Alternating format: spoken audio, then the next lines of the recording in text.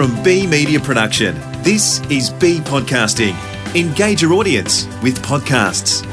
I think it's attractive because you can reach a new audience. Plus, you've got the host that they trust probably reading your ad as well, so it's the brand speaking through them.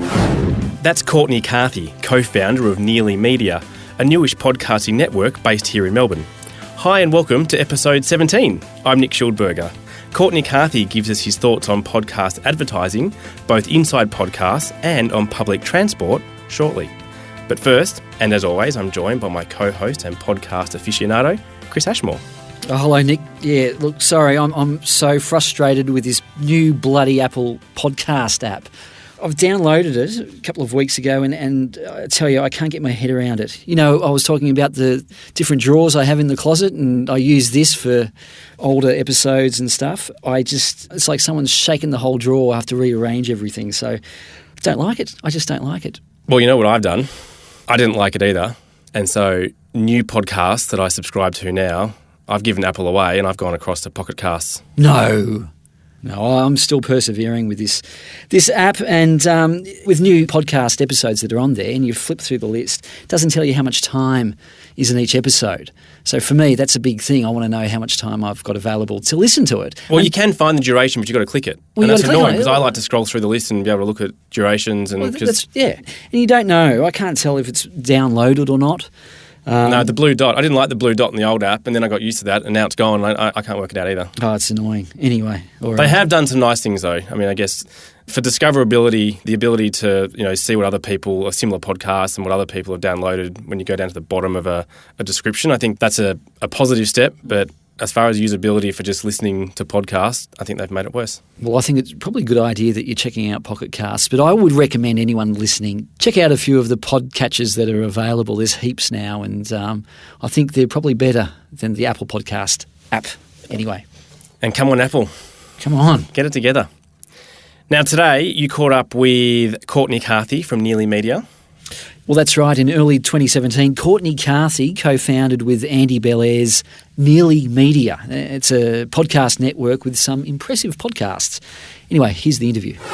Courtney Carthy is a former producer at ABC Radio. How different is the medium of podcasting to that of live radio at a public broadcaster?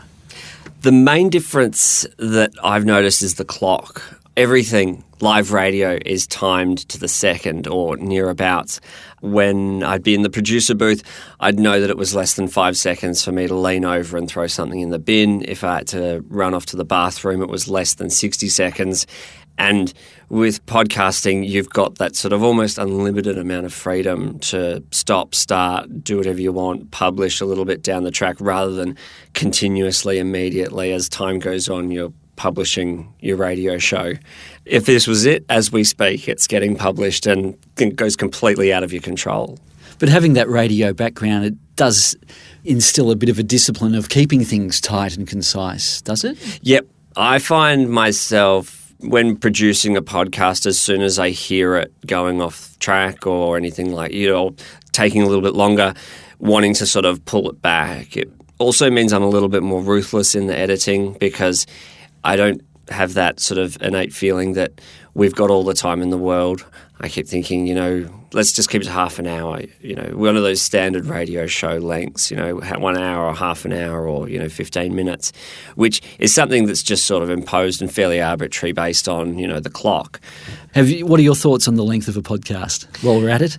I move around on what it should be quite easily.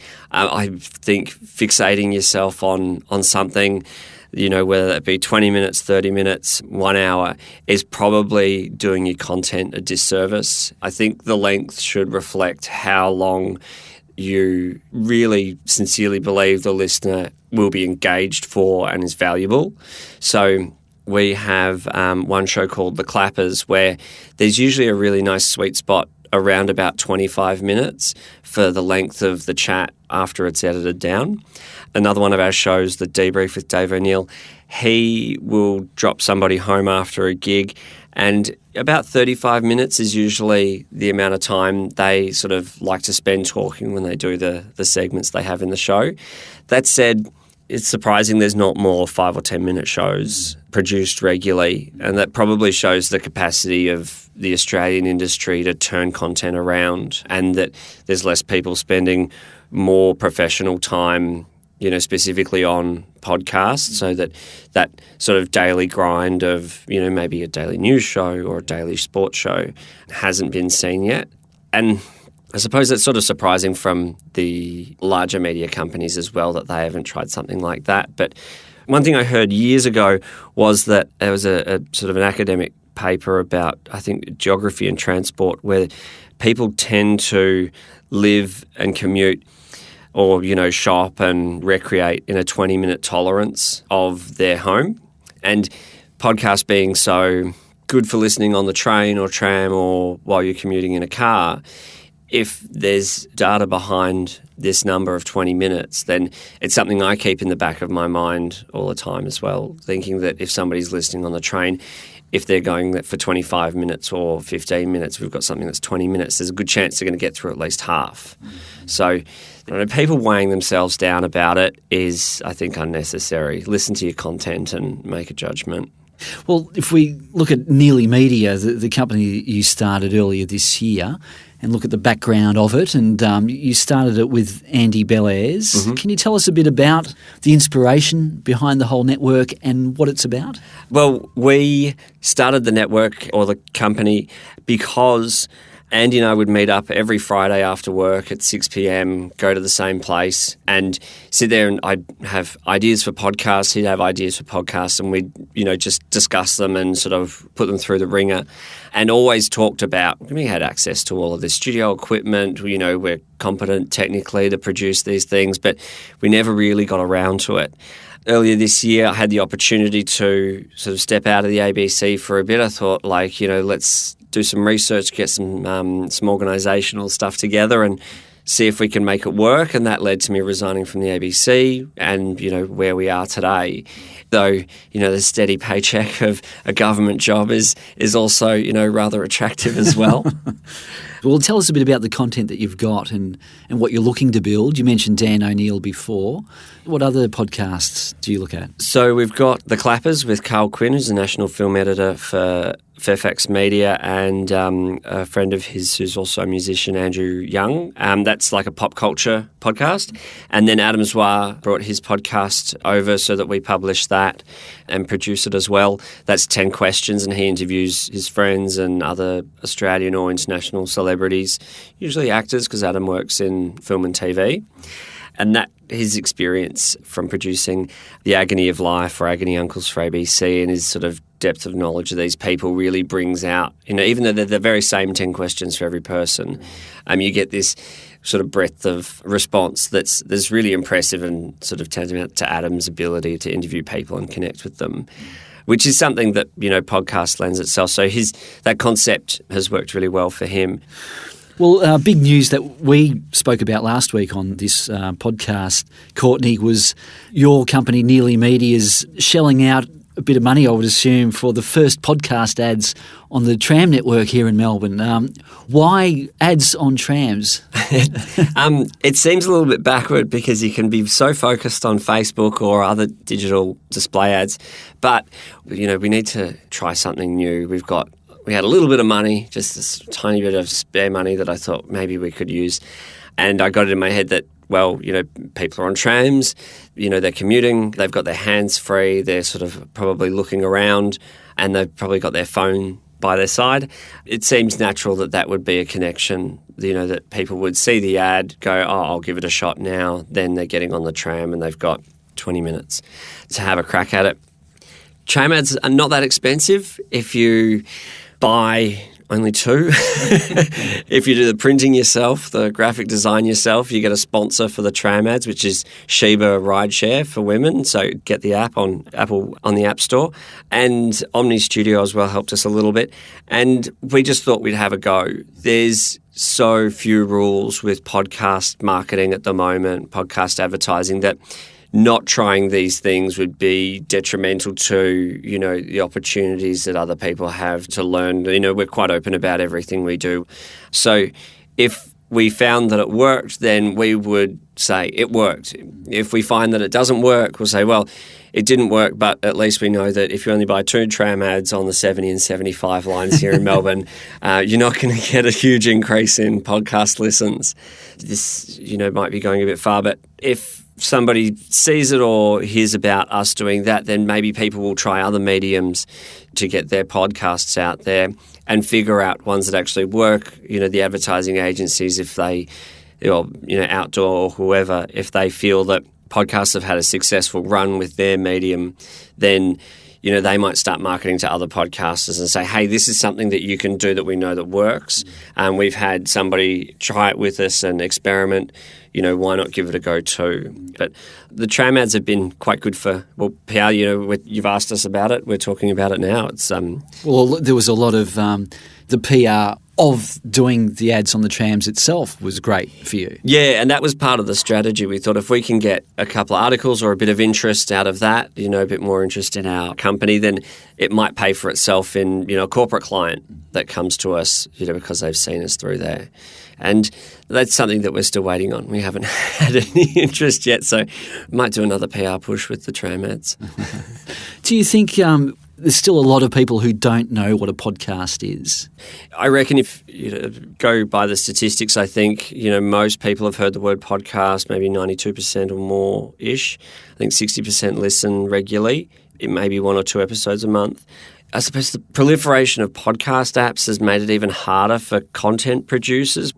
How do you communicate maybe 40 different points of entry or discovery to your audience when they say, how do I find your show? You go, oh, well, go to Apple Podcasts. I've got an Android phone. I'll go to Google Play. Oh, no, Google Play is not available yet in Australia. Pocket Casts. Oh, Pocket Casts costs me $6. Do I have to pay to listen to podcasts? Well, you need to pay to get the app, but you don't need to pay for the shows. The shows are free. Oh, so is there a free app? Yeah, well, let's go to that. You've lost them, 5 minutes ago when I started talking. And this is a real problem, I think, in terms of content makers marketing, their shows.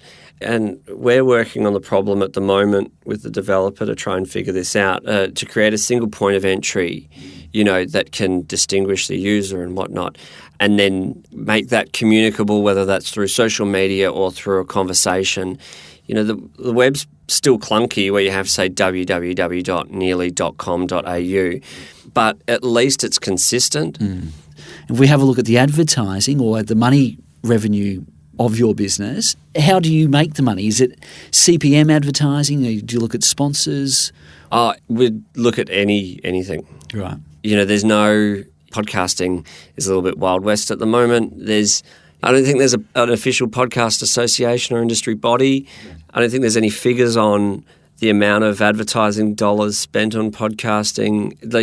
You want an unregulated space that's subject to general sort of defamation law and copyright, but without any of the sort of other regulations. Well, come to podcasting. We have CPM rates which are higher than radio, which is good. We did try direct response, I think. So whenever we say Sheba rideshare, sign up at sheba.com.au / the show. That's just an example. Sheba didn't do direct response with us, but every time someone would sign up, we'd get a commission from that. That doesn't work so much in Australia, particularly with a smaller audience. And one that we did it very early on in some of our shows, so you don't have the trust that's built up. But the other revenue stream we have is corporate clients. So people hiring us to do audio production or create podcasts from scratch for them and then maintain them and help them market them and, report on analytics and host and that sort of thing. Yeah, I think where you can get it at the moment, whether or not the Australian market is big enough to manage people and CPMs with the competition out there, maybe from some of the larger players like a radio networks repurposing their content. Well, there's not much effort into repurposing a show that's already been produced for radio that was profitable beforehand. This is just a little bit extra that you're getting. But do you think Australian companies are on board with podcasting in terms of spending some money on advertising dollars, or we're not there yet? A lot of them probably not. It's quite risky. You look at from speaking to our advertising agency, companies seem to want a lot of reach rather than a very sort of specific, but then that's a one-on-one relationship that the podcast has with the company. So it's a weird one. Well, we hear a lot about the intimacy of the medium of podcasting and how that is good for brands. And if you look at, say, MailChimp, that had its brand around cereal back in the day. Pronounced incorrectly, which became something that was, fascinating for the audience. It was a quirky little ad that they put on it, that's right. Yeah. How good was that for MailChimp at the time, how it elevated their brand? But what are your thoughts for a company to get involved with a podcast? What's in it for them? Why do you think it's attractive for an advertiser or a brand to get involved with podcasting? I think it's attractive because you can reach a new audience, something that's direct but extremely sort of, I said fairly indiscriminate in terms of, where it goes. So you can actually get more value from the perception of, this is going to reach X amount of people. There's a flow-on and lasting effect of having that conversation with a listener as a brand. Plus, you've got the host that they trust probably reading your ad as well. So it's the brand speaking through them. And it's completely obvious that, they might be reading some copy or, just advocating on the brand because they're getting paid for it. But there's still the subconscious connection that you're making.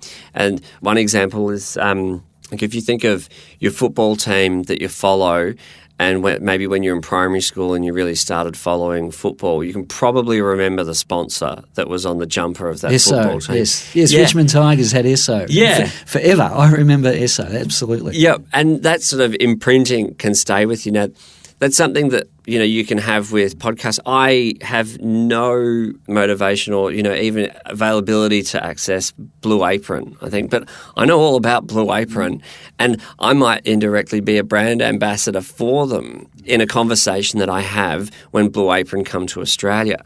I think neglecting the opportunity that's there when marketers and advertisers are looking for a new channel that's different, that connects with people in a sea of words and visuals, not considering podcasting when you can so easily and so cheaply dip your toe in the water is absolutely bonkers. Like, if you're an advertiser, look at your budget. If you've got a spare $1,000, get in touch with somebody that can get you on a couple of podcasts and just do the numbers. See what they say, consider it, because you haven't lost out on anything. You can still really control the message that goes out there. You can control which podcast it goes on. And these people will do a good job for you because in the scheme of things for them, in that context of the podcast producer, it's money coming in. And, money coming in against no money coming in, is fairly binary, unless you're maybe a betting company or a, tobacco company. Give it a shot would be the headline. Give it a shot with the clappers or the debrief. Yes, or 10 questions with Adam Zwar. Nearly.com.au. Get in touch, please. Yeah, of course. Yeah, give me a ring. Now, looking at the future for podcasting, how do you see things changing in Australia, or if you do, and what do you see as the future of the industry? I think the quality will improve in terms of the content production. That will probably mean that some new podcasters might be intimidated to join. So when you have a lower quality, it's, I could do that. And so if the overall quality lifts, it might mean that we have sort of fewer overall regularly produced shows, but, a better quality for the audience. And that would probably drive some more adoption. One thing I'm seeing at the moment is a lot of people who produce podcasts sort of gather up other podcasts and try and create networks. And we've got this sort of land grab at the moment for content, so those networks can then on-sell advertising as a group into the podcasts that are part of their network. Some of those will probably lose interest, get a bit tired because the money's not coming in through that, and not being able to manage that efficiently would probably sort of, pull on the strings a little bit. Be hard to maintain some kind of quality as well. Yeah. I'd imagine. Yeah. And so if you don't have that longer term view, then there's a good chance that you're probably going to lose out, even though people with longer term views might lose out in the shorter term. I'd say The adoption of greater amount of advertisers would be better, to have a bigger pool of brands that are willing to come in and, be part of the podcasting space would be great. Having more outlets through smart home speakers, particularly in cars as well. I have a small grudge against the motor vehicle industry for the lack of technology integration that, has been available in the form of a mobile phone for over a decade now, is only just being properly stuck into cars. And they've even still got those crappy little green digital clocks on the dashboard that probably cost 3 cents to put in there. Where's just the iPad in the console? And that could have happened, 6 years ago. Right. And you're spending over $25,000 for a car. I'm sure people would spend $26,500 for the same car if it had an iPad in the dashboard. Right. Well, I suppose final question, Courtney. You've done well with Nearly Media to get to this stage. What's the future? Produce more shows. We want to figure out how to get more listeners. We're hoping to put a little bit of investment into some tech that integrate into discovery and maybe also production services. And we're looking at maybe getting some sort of purposeful office. So that's coming up probably all in the next 6 months. So we've got a couple of things on the table, but it just takes time. And, you've got your daily responsibilities of producing shows and publishing and marketing. So working everything in around that and automating as much as we can is the key at the moment. Just like the industry, where we go, if we can survive the next 2 years and all that at that same time, be sort of pointing our sails in the right direction and, still come out the other side, I think hopefully we'll be in a good position. But it's such a choose-your-own-adventure right now in where we are, or the position that we've got ourselves in at the moment that, nearly is never complete. It's always nearly further down the track. No ads on planes? No. Maybe one day. Maybe. If we could find an advertiser to foot the bill for that one, or a co-sponsor or something. I think in terms of that outdoor advertising, what we might try and do is indoor train advertisements or indoor tram advertisements. But to get a good campaign up for that is a lot more money in terms of just volume. So if you'd like to come on that adventure with us, get in touch on our website. Nearly.com.au. Fantastic. Courtney Carthy, thank you so much. Good luck with the future. It's been great to talk to you. Oh, likewise. Thanks, Chris. Enjoyed it. That's Courtney Carthy.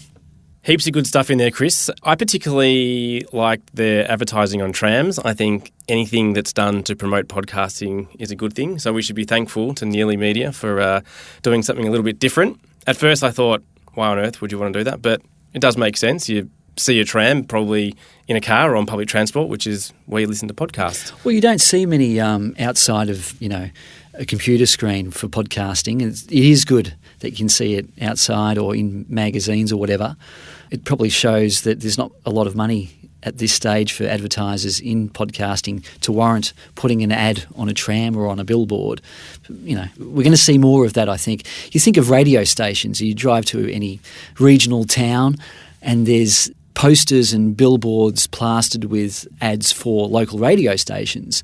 So they see the benefit of getting the word out amongst listeners in their car on their way to work or school or whatever. So why not with podcasts? I agree. Courtney also said there are no rules around podcast advertising yet, and I guess that's both good and bad. It means that there's heaps of opportunities to try new things, but it also means that at the moment there's a lot of sort of Me Too going on. There's a lot of podcast producers copying what the big podcasts of the last couple of years have done by running, host spoken ads at the beginning, middle, and end of podcasts. So it'd be nice to see a bit of creativity and brands using different ways of getting their message across to their audience through podcasts. Well, the advertisers will do it if they know it works.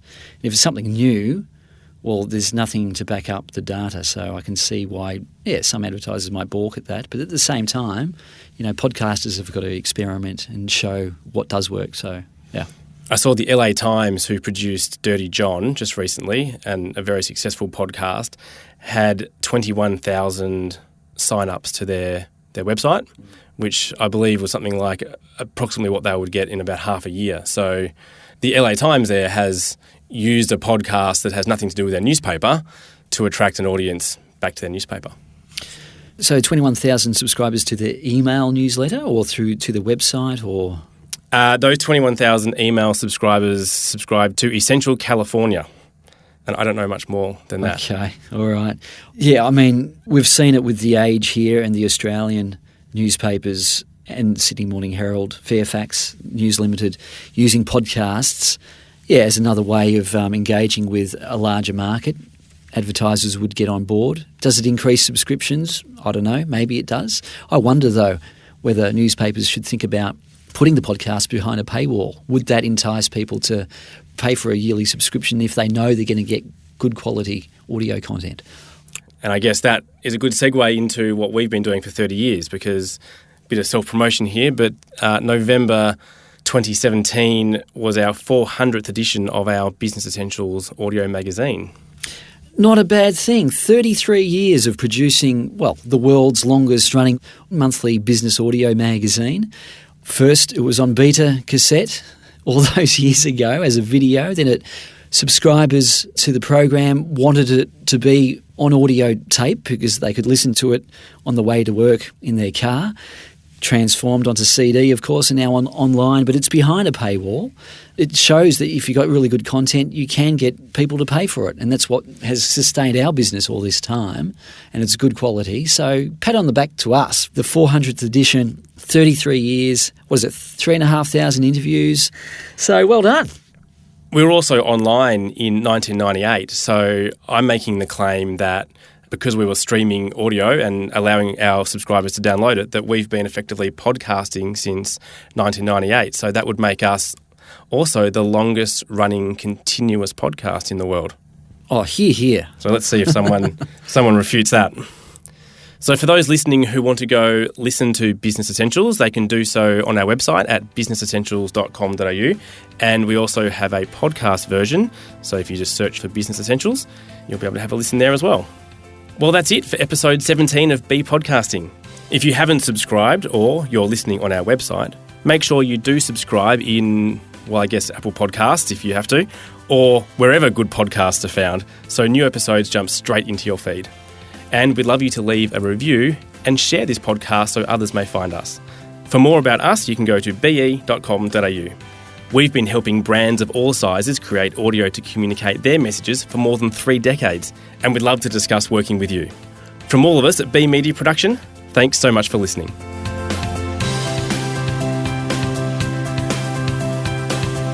B Podcasting is produced by the team at B Media Production. Managing Director Nick Schildberger, Executive Producer Heather Dawson, Producer Chris Ashmore, and I'm Peter Letts, Director of Audio. For more about us, go to be.com.au.